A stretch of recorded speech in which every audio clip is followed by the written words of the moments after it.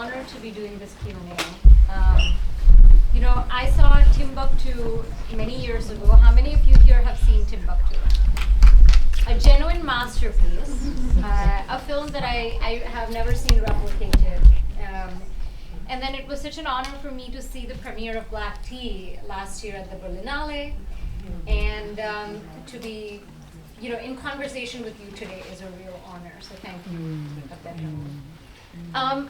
I want to start actually by asking about the beginning of the film. I remember when I first saw it, what I found really fascinating was that you cut from Aya leaving her wedding. Working on it. Ooh, okay, thank you for, yeah, I guess this isn't on. Okay, maybe I'll use your mic, Kessen, thank you. Can you hear me now? Yeah. Okay, thank you for that. So I was saying that what really struck me about the film was that Aya, the protagonist, we see her in the beginning, leaving her wedding, leaving the altar, and then we just cut to her life in Guangzhou. Another director might have shown us the circumstances of why she left Africa, why she ended up in China. But you just cut to her new life. Can you talk about that decision?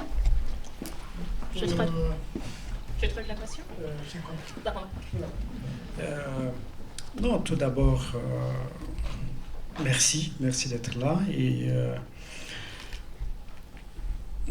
c'est difficile d'expliquer un cut, vraiment. Je pense que c'est un choix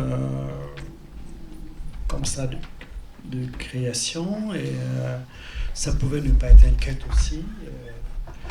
Mais je voulais préparer déjà sur l'idée de rêve, en fait. So what he's sharing with us tonight, can you guys hear me? Mm-hmm. Okay. Hi, everyone. So what he's sharing with us is that at first it was, you know, you can think of it like how to look into like a, now I'm saying in French, quête, into like a quest, there it is in English. But instead it was just how he wanted to go about the creation. That was just the choice that he wanted to go that lens.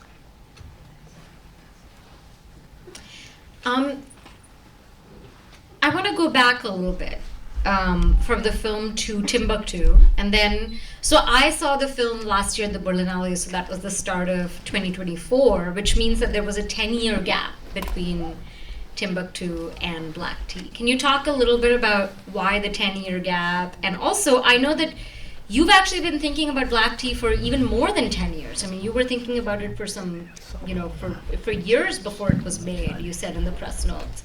So maybe, can you tell us about why the long gap? Why 10 years, but also when did you start thinking about Black Tea? Okay. Yeah. Why 10 years? It's very simple. Amidou, lève-toi. Hi, Amidou.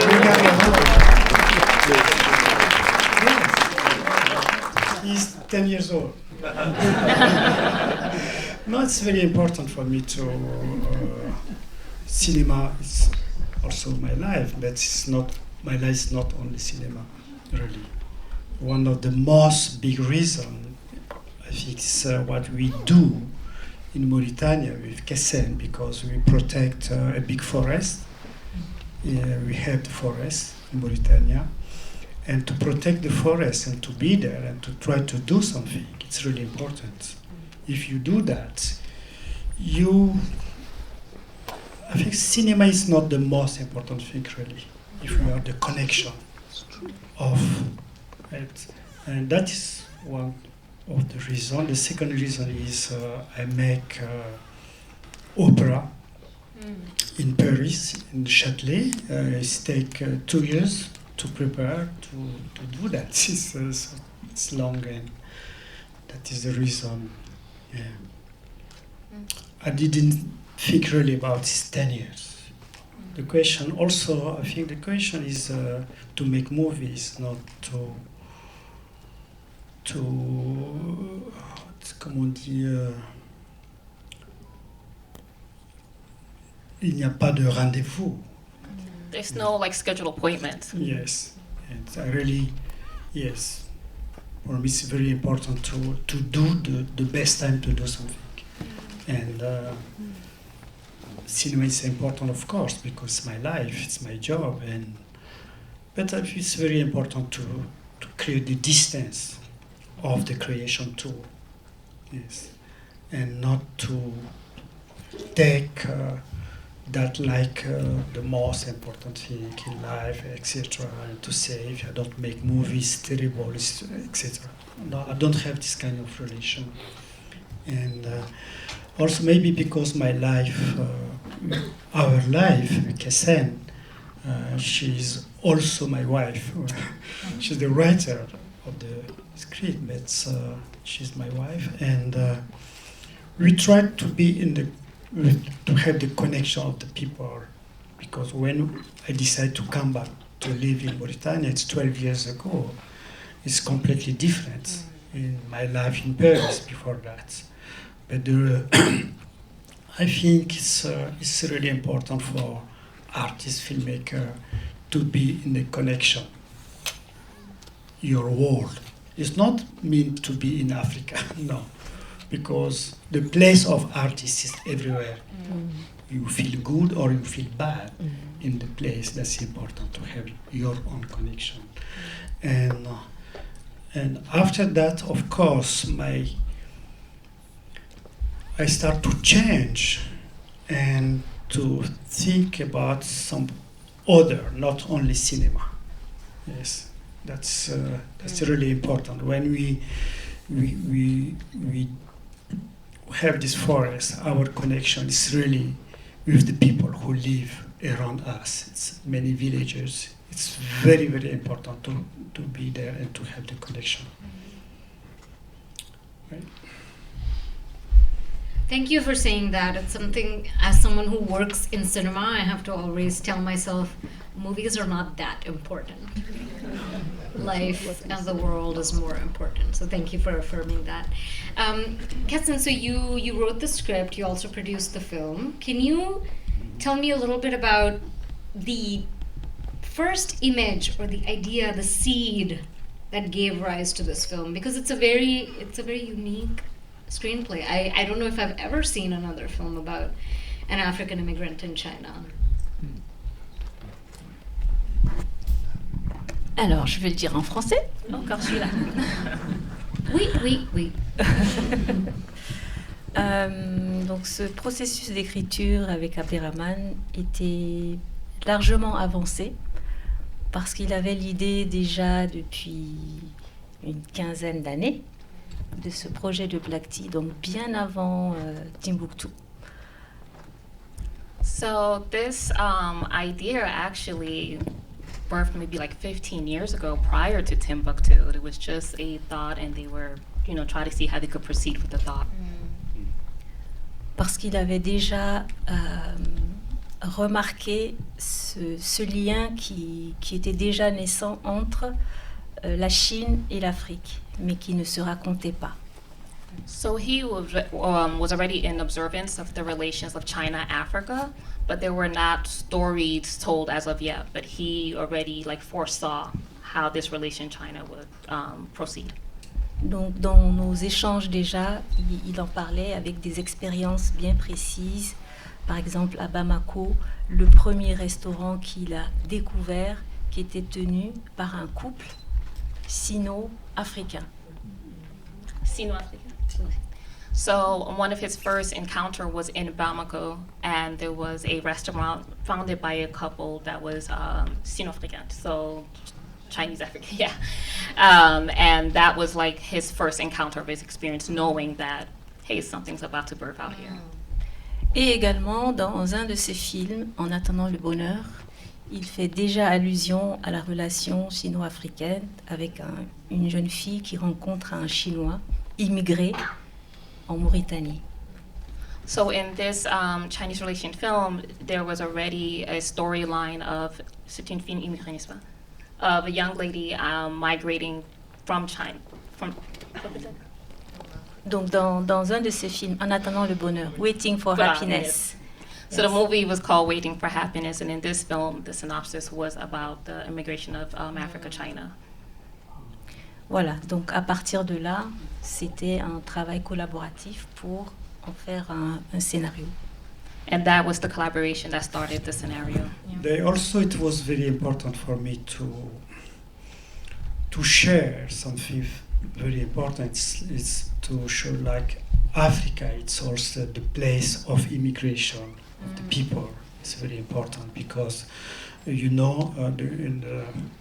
the media and everything, they think African move to go in the West, in Europe, but the movement of people is completely is different movement. People, a lot of people come also in Africa to live. A lot of Chinese, and this question, China in Africa and Africa in China, for me it's very important to consider that like a movement of the world, and it's positive for me. It's very important. China and Africa, Asia and Africa, is not a small thing. This connection will change the world. We must accept that. And it's really, and especially China today, as you know, many people, especially in West, concept of information, China is dangerous for Africa. It's not true. It's really not true. Because they never come in Africa with arms to kill people. Never. Yes. And if you look the history of Africa, people come to kill people. Yes, that is the reality. But China is not like that. Yes, they never come for that. I remember when I was young, many things in Africa, hospital, culture center, many things was built by China. In that time, China was very poor. They built that. They create something. When the colonial system left Africa in 60, you take country like Congo, maybe only 2 doctors or 3 doctors was there. The colonial system, they create only the administrator for the country. They didn't create any roads. Only sometimes you take Mauritania, they create the train who take the fare, the mineral to go somewhere. And yes, and it's very important. I remember when I was young, the doctor in my country, there was Chinese. Yes, in the small village it was Chinese. It's very important to organize, to remember that, and not to have the fixation about China, and to say they are dangerous. Yes, and for me it was very important to create another kind of relation, of course, to show something different. In the same time, I know Africans who live in China today, they have sometimes a difficult situation. People reject African. But African was rejected in many places. In Italy, in France, and maybe 50 years ago, it was difficult because it was new. And this fact is new in China because the country was not open really. But for me, in the last scene of the movie, when you saw Liben talk with her grandfather, that is mean the new China will come. Of course, that's very important to create, and not the fixation about China is dangerous in Africa. But at the same time, I try to say, before to build the Silk Road, it's really important to build relation, the human being relation, the cultural relation. It's not exist now in China. Yes, it's sad. It's very sad because this script we go together in China 3 years just to understand before we wrote the script. But China refused this movie. They didn't give us the possibility to shoot the movie there. You shot it in Taiwan, right? Yes, yes. That is really sad. Yes, because they think, etc. But Wait, what they think what? yes. Why I didn't they give the think, permission? No, I think it's really difficult to say exactly. But one of the reasons not to accept it was the main character, the Chinese man, is not really Chinese character because he cannot be in love in African girl. Yes, it's completely stupid, of course. But all system are stupid. Not only Chinese system, we are in the US today. Yes, yes, we can. We cannot throw stones from a glass house, y'all. Yes, We cannot. yes. So, I really think when I saw Black Tea, I was so struck by the fact that it is a totally different kind of immigration story. When you think of immigrant cinema, you think of people coming from Africa, Latin America, Asia, the global south, to the white countries, the Western countries. It's so rare to see a story like this of an immigrant moving from one place in the global south to another. That's one thing. The other thing is that when you think of immigrant cinema, you always think of people suffering, fleeing war, famine, coming to the shore on a boat. This film represents a reality that exists but does not fall into these narratives, right? Like, we actually don't know why Aya is there. That's why I was so interested in the beginning, because all we know is that she left her wedding. And there is no kind of glorification of suffering, of these kind of economic realities of immigration that are the focus in Western media. So can you both talk a little bit about this other view of immigration that you showed in this film, or immigrant cinema? Yes, it's a political question, of course, because first, people in West, they don't really look how the world changed, really. The focus is like the middle of the world is maybe Paris, New York, or London, or no. The life is not like that. The center of the world is everywhere. And the history of human beings is a very strong thing. You cannot stop that. Some things happen. And I want to show that. Yes, and it's not easier if you make movie like that, because people want from you to do another movie sometimes. They expect something. They are not ready to see this movement. And also, people think the movement of Africa is only economic. Yes, and it's not true. And everybody have the right to move somewhere. But that today is not possible for Africa. Yes. Any American person or French or Italian, they can buy a ticket and go to Ouagadougou, to Dakar, or everywhere. It's very difficult for African people to buy tickets and to go somewhere. That is terrible reality. Yes. And yes, I try to your question is very important, and I want to show, yes, every person have the right to move somewhere, even if for Aya it's just a dream. But that's the one of the part of the reason of the movie. But the most important thing also is how society don't give the people to be how they want to be. Yes. Aya, it's very difficult to say no to your society. Very difficult. Yeah. And but she do that.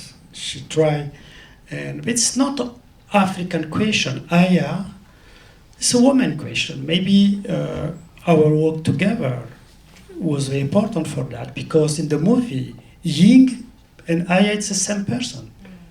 And Sue, who was in Cap Verde, and she talked the same. Comment on dit la coiffeuse? The hairstylist. Yes, Doué, she talked about her life, etc. It's the same. It's a human story also, a woman's story. It's very important. It's not African women suffer not. I think women suffer everywhere. Yes, it's reality. Yes, the power of man exists until today in the society. Yeah. And we try to talk about that, not to make African girl like the cliche of she's really have the right to go, and this love story maybe, or the intention to be in love. It's an interesting process for me. It was really important. Maybe I can have Kessen jump in here. I'm interested to know your take also on immigrant cinema, but specifically Abderrahmane brought up love, and I found it so. I mean, this is a love story. It's a story of desire, of sensuality, and through the format of the love story, it gets to all these other political realities. Can you talk about why it was important for it to be a love story, why it was important for it to be a women's story, not just one woman's, but a women's story? Alors, avant de répondre à votre question, je voulais compléter la question précédente. So she's just going to add on to what Sissako shared with us before she can answer the question. Dans la vision qu'on peut avoir de l'immigré africain ailleurs. So the vision of what you can have of immigration overseas. Ce film a été tourné donc en grande partie à Taïwan. So as you guys know, it was filmed in Taiwan. Avec des techniciens taïwanais. With producers from Taiwan. Donc, et aussi une communauté africaine qu'on a dû prendre sur place. With a African community that they had to encounter in place. Et donc, cette collaboration a été vraiment une expérience extraordinaire qui a permis aussi de montrer à quel point autour d'un film peuvent naître une meilleure compréhension de qu'est-ce que c'est que l'étranger et aussi de l'étranger de comprendre où est-ce qu'il vit et quel est son rapport avec le pays dans lequel il vit. So with this encounter and collaboration, what it allowed is that it birthed to humanize the experience, right?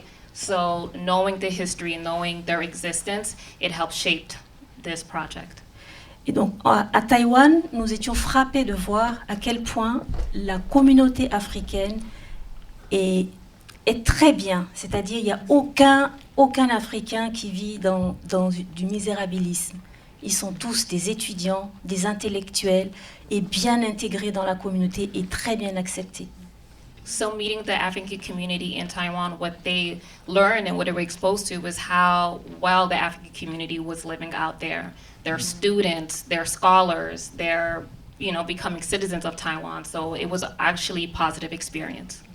Donc ça, c'était une expérience extraordinaire. Et de la même façon, les Taïwanais acteurs qu'on a pu amener au Cap-Vert ou en Côte d'Ivoire, qui ont aussi, eux aussi, pour la première fois, rencontré l'Afrique, la vraie Afrique.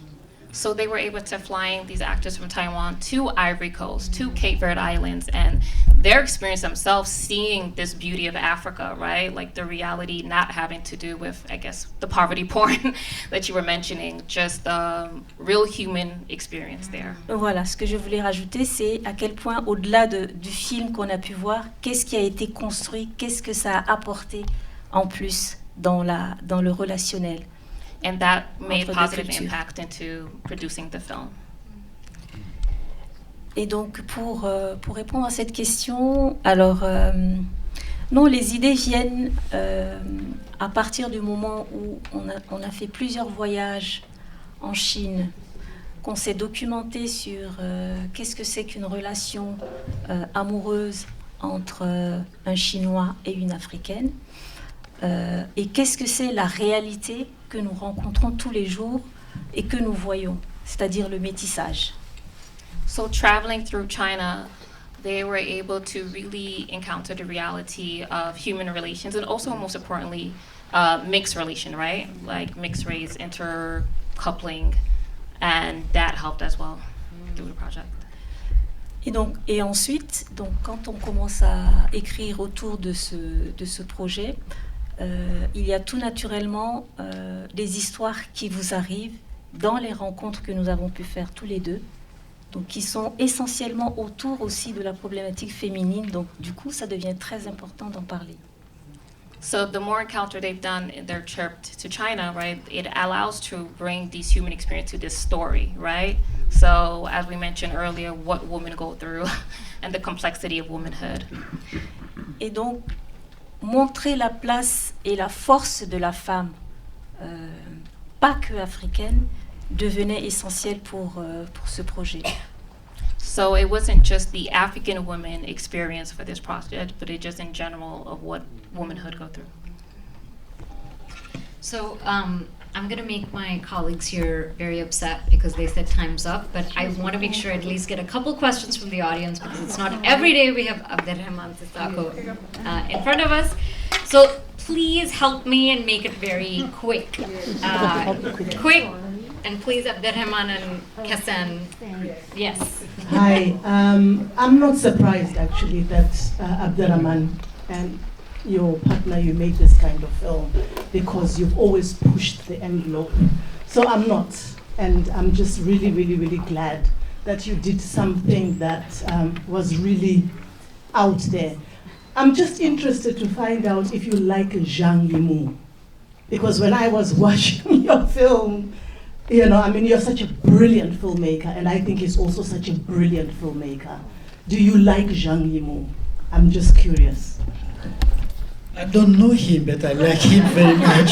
Yeah, no, I mean his work. Yeah, yes. I like his work, yes. This kind of cinema, it's very important because it's poetical and beauty, and yes, I like really Zhang Yimou cinema.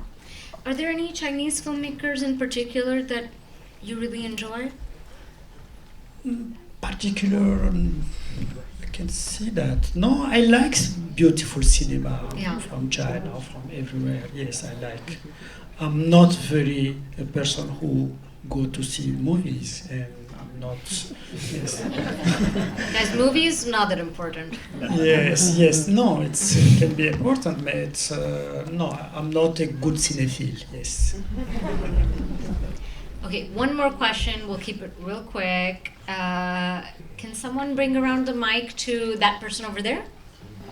Right in front of you, yeah. Thank you.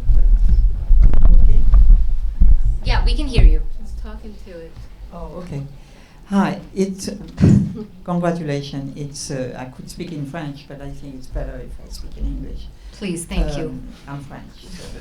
So. It's a remarkable movie. I mean, the subtlety. So I don't really have a question, but you kind of answered it because I realize now it was filmed in Taiwan with the real population, the real community, African community there.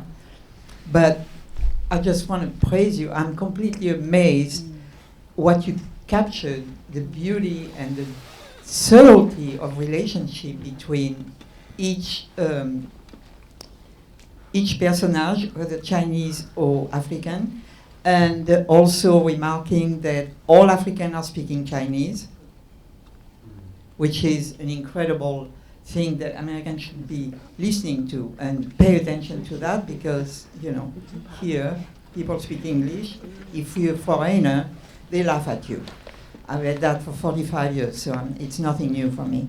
However, I found the subtlety of the relationship and and also the Chinese man is very delicate. You know, the relationship is so incredibly delicate. That was your intention, or did you encounter it when you were in Taiwan, seeing the relationship between the Chinese and the African immigrant? It was the intention, it was the script. The script was like that, of course. And to show this man like that, he's not very courageous, but he's not a bad person. Yes, and I think, yes, we tried to make the balance of this kind of character, yes. Do you want to quickly comment on the question of language? Yes. Yeah.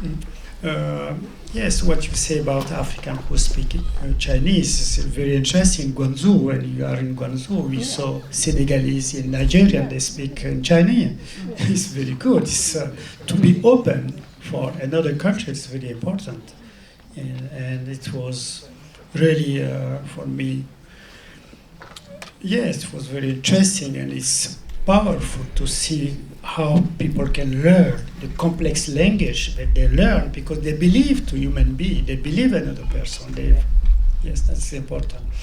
Just one example, the Aya, this actress, of course she don't speak Chinese, but she learned 6 months, all the texts in Chinese, 6 months, yeah, and it was very, very interesting. And the Chinese, who know Chinese, they say that she have the good accent, she has, but she don't speak Chinese. But she learned that, she do that. She was, because the character of the Aya was very important for her. She believed that, and she do her best. All right, I think we will wrap up there, or I will get yelled at. So please put your hands together for Abderrahmane.